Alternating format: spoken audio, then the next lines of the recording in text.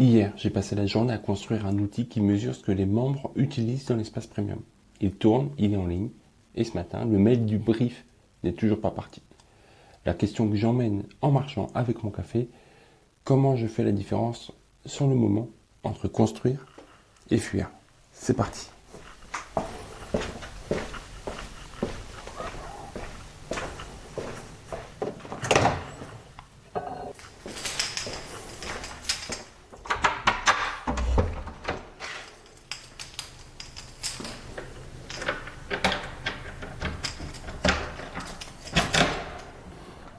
Alors déjà bonjour, toujours avec mon café, toujours pour cette marche matinale, mes petits changements.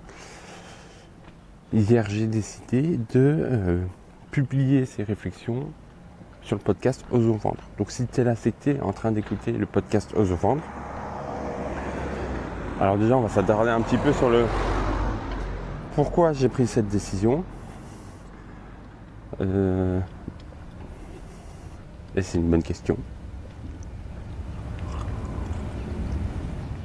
Est-ce que c'est la bonne décision? Je sais pas, mais on verra.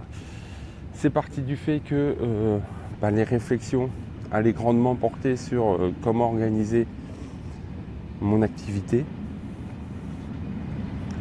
principalement. J'adore la natation, je suis expert en natation depuis bientôt 12 ans. Je nage depuis que je suis tout petit, mais quand je me balade et que je me questionne, c'est rarement sur la natation quand même.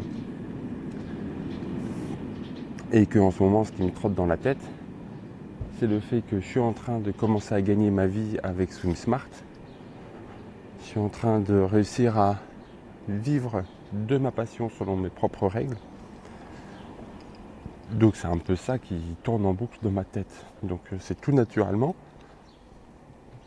que j'ai exclu le fait de le publier sur SwimSmart ou aux abonnés premium.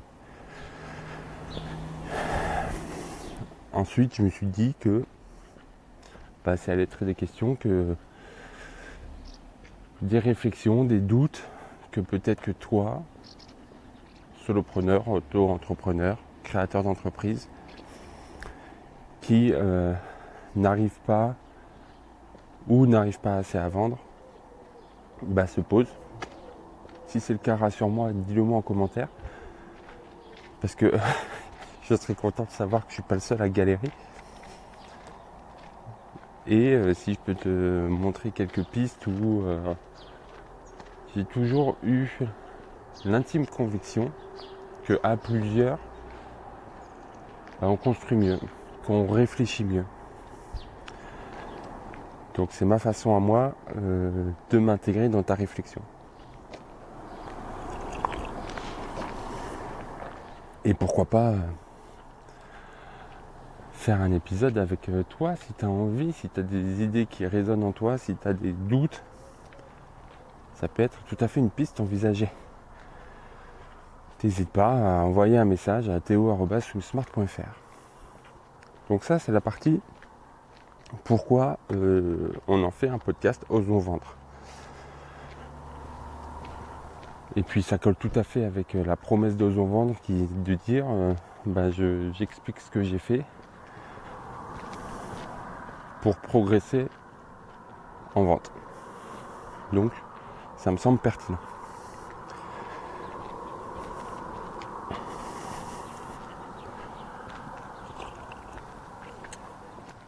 Donc un petit rappel d'hier, je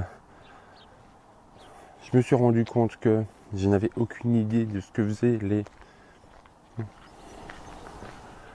les abonnés sur l'espace perso. Et du coup, difficile sans savoir de placer mon énergie au bon endroit. Parce que une des nouvelles règles que je me suis fixée il y a quelques mois, c'est de mieux calibrer ma dépense d'énergie, ma dépense aussi financière, en fonction de l'engagement de la cible et de ce que ça me rapporte. C'est pour ça que je fais des choix maintenant et que j'arrive soit à dire non, soit à faire une version light parce que ça me rapporte soit pas d'engagement, soit pas de visibilité, soit pas d'euros, de sous. Parce que mine de rien, c'est quand même ça la clé qu'on veut. Et donc j'ai passé la journée d'hier à créer cet outil, à réfléchir à comment faire. Déjà d'un point de vue législation, est-ce que j'ai le droit de mettre des balises pour pouvoir suivre un peu ce qui se passe. Donc en fouillant, je me suis rendu compte que tant que c'est pas nominatif, j'ai le droit. En tout cas, je peux le faire sans demander l'avis. Et donc les rapports que je vais avoir à partir de, je me suis dit de façon hebdomadaire, c'est il y a tant de clics à cet endroit, tant de clics à ça, tant de connexions et tout. Ce qui va me permettre d'affiner, de comprendre ce qui est utilisé. Je passe beaucoup de temps à faire un espace personnel, par exemple, un espace membre consultable sur ordinateur. Si je vois que personne n'y va, ça va me permettre de dégager ça, de me libérer du temps et de l'énergie. Donc voilà pourquoi j'estime que c'est important.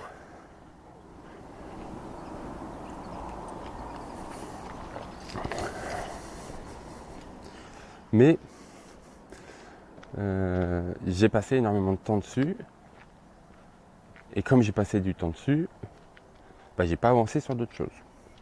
Alors là, ça tombe bien parce que j'ai réussi ces dernières semaines à être un petit peu en avance, à prendre de l'avance sur la création de contenu, à prendre de l'avance sur les enregistrements, à mettre en place des procédés pour accentuer cette avance dans les prochains jours. Donc c'est pas très grave. Mais ça m'a rappelé des moments où j'ai fait le choix de créer un outil ou de prendre de temps de recherche et d'outils alors que j'avais pas forcément ce temps. Et je pense que ça vient de mon côté un peu paresseux, un peu fainéant, de me dire je cherchais toujours le moyen de gagner du temps. La fameuse productivité géniale. Je pense que j'ai un peu tout essayé.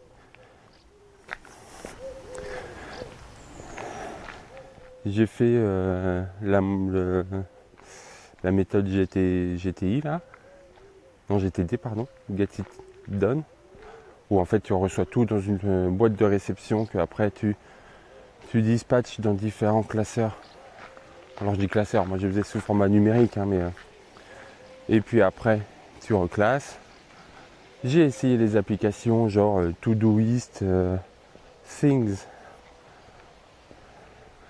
qui en plus de me faire perdre du temps, me fait perdre des sous. Donc peut-être que j'essaierai d'y revenir quand un de ces quatre.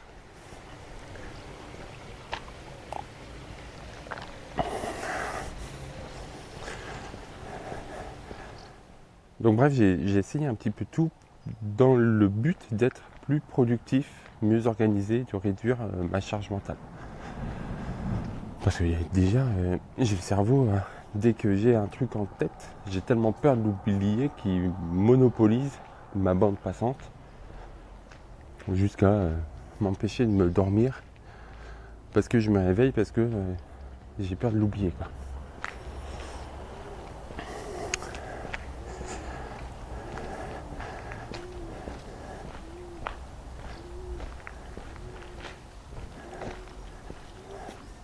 Donc je pense que ce que je vais faire, c'est que je vais expliquer les critères que moi je me mets pour savoir si je construis l'outil ou si je passe à autre chose.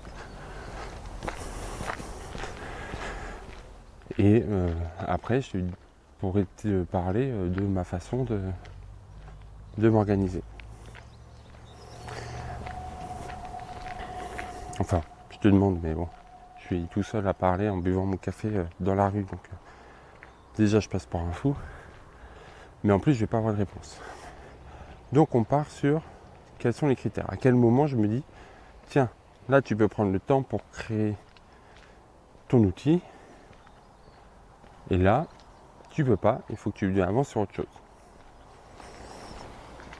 Alors déjà, j'ai défini des priorités absolues dans mon entreprise, dans mon business.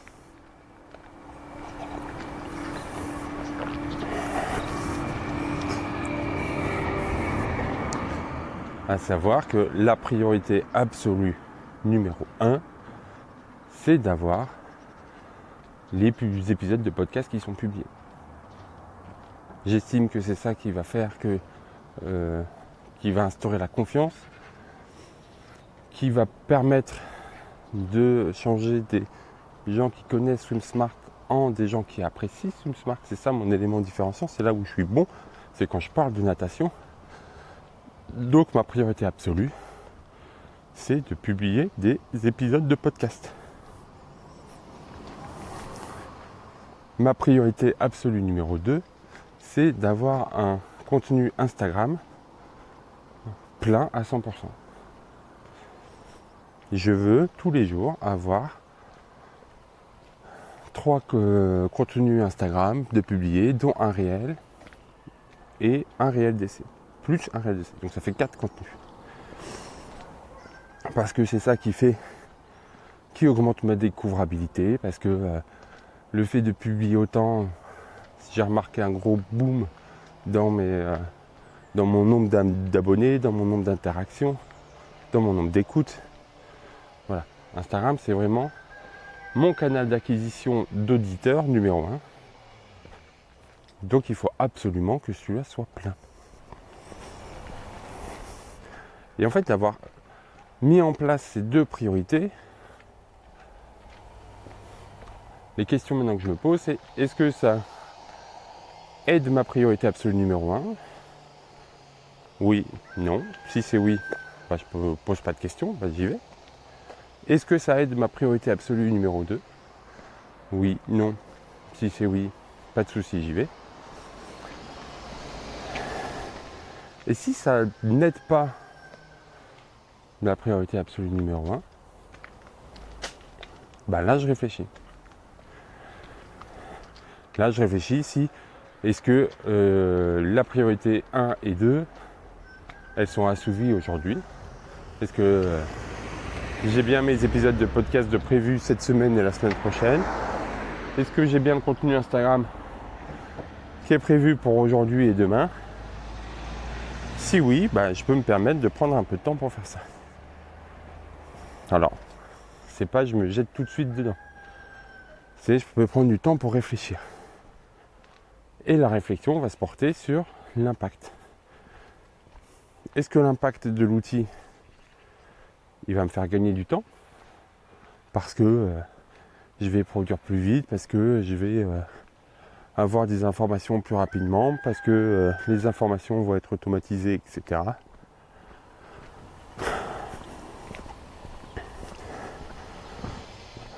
Ça peut me faire gagner de l'argent. Et ça, c'est très bien. Ça me fait gagner de l'argent. Il y a une grande chance que je travaille sur cet outil. Mais gagner de l'argent, c'est soit en gagner plus, soit en dépenser moins. Il n'y a pas longtemps, j'ai passé une journée à créer un outil. Alors avec Claude, à chaque fois je dis que c'est moi qui le crée, mais j'échange avec Claude et après ça le crée. Et le fait de passer la journée à faire ça, ça m'a permis d'annuler un des abonnements mensuels que j'avais de 15 €. Donc j'estime que cet outil me rapporte de l'argent.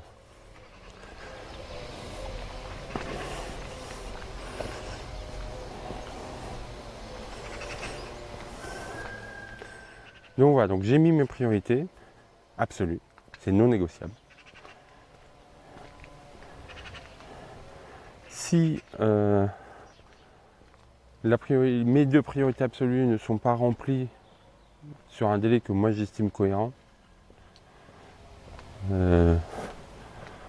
voilà, moi c'est les épisodes, les 4 prochains épisodes, parce que je me suis rendu compte que j'arrivais pas et j'aimais pas quand j'avais plus d'anticipation que ça. Je me suis rendu compte que créer du contenu de 48 heures d'avance, c'est bien suffisant pour moi.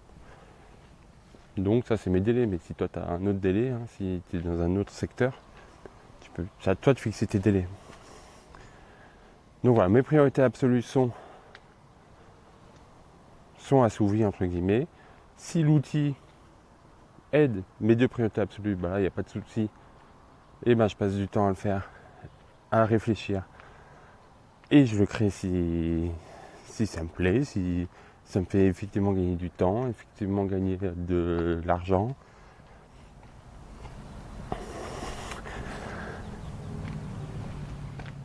Et si ça aide pas les deux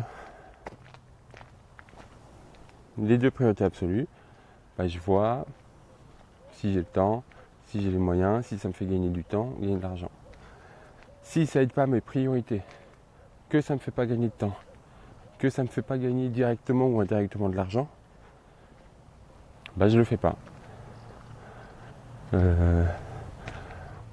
Grosso modo, je suis en train de me rendre compte que ça correspond un peu à la matrice d'Eisenhower.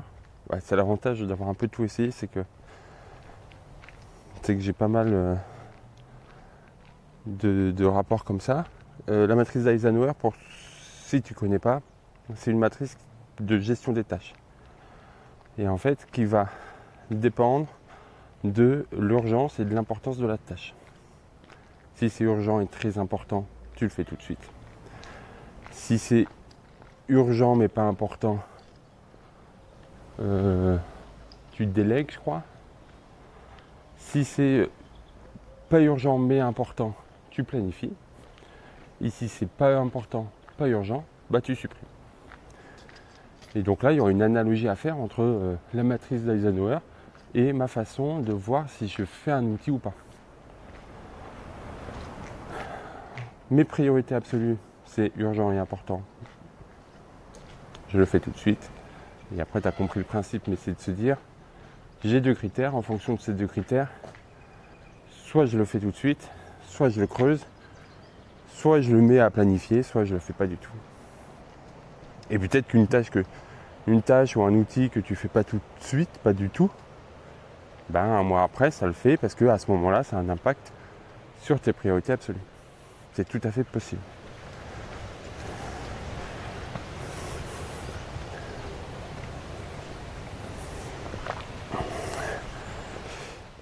Et à force de faire des outils, à force de créer des outils, d'essayer des outils, je me suis rendu compte des éléments qui sont importants dans un outil.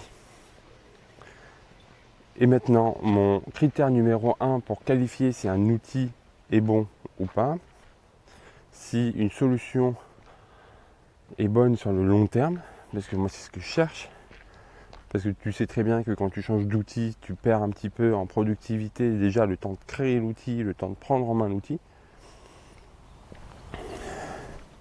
Donc moi tu changes d'outil, mieux c'est. Et donc en fait, quand je cherche un outil, moi je cherche la solution la plus simple pour régler un problème. Parce que je me suis rendu compte que tous les outils que j'essayais, tous les outils que je mettais en place et qui ne tenaient pas dans le temps, c'est parce qu'il y avait trop de friction pour le faire tourner. Il y avait trop de clics avant de rentrer l'information. Il y avait trop d'éléments à faire disparaître pour avoir ce que je voulais.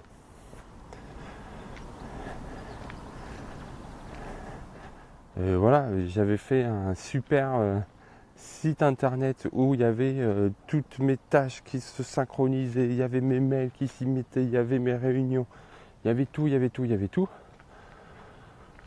Sauf que pour avoir la liste des tâches à faire, il fallait que j'ouvre mon ordi, il fallait que j'aille sur un site, il fallait que je rentre mon mot de passe, etc., etc.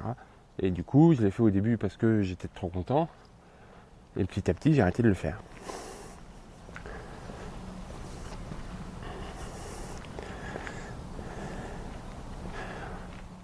C'est un peu comme quand on te dit, tiens, si tu veux maigrir, que tu as une addiction, enfin pas addiction, c'est un peu trop fort, parce que ça change de cadre, mais si tu as un élément dont tu veux te passer, et ben mets plein de friction pour l'atteindre. T'es fan de chocolat, tu vas arrêter de manger du chocolat, ben arrête de mettre le chocolat dans le tiroir qui est accessible, mets-le dans une boîte, tu mets tout en haut d'une étagère où tu es obligé d'aller chercher la chaise. Et ben tu verras que selon les études, petit à petit, tu arrêtes d'y aller parce que ça te saoule en fait. Et donc l'outil, c'est la même chose. C'est rare que tu utilises un outil pour faire quelque chose qui te plaise. Là, c'est pas grave, s'il y a des frictions, tu le feras quand même. Mais l'outil de gestion de tâches, par exemple, j'ai essayé plein de trucs. Et en fait, je suis revenu à la tâche rappel de mon iPhone. Parce que c'est sur mon iPhone, c'est sur mon Apple Watch, c'est sur mon Mac. Et j'ai tout le temps accès, j'ai tout le temps visu sur les tâches à faire dans la journée. Donc après, il y a tout un système qui va les trier en fonction de l'importance, en fonction des délais, etc. etc. Mais j'ai toujours visu sur, tiens, aujourd'hui, quelles sont les 5 tâches les plus importantes à faire. J'ai toujours en un clic, en un bouton, en une commande, la possibilité de rajouter des tâches.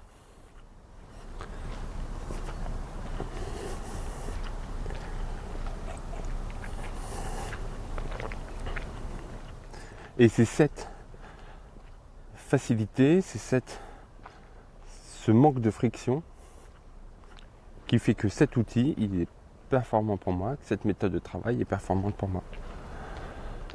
Après, tu as toute une façon, et je pense que c'est important un moment de se poser pour faire ton système, pour créer le système qui te correspond de toi, en fonction de tes besoins. Il y a plein de façons de le mettre en place.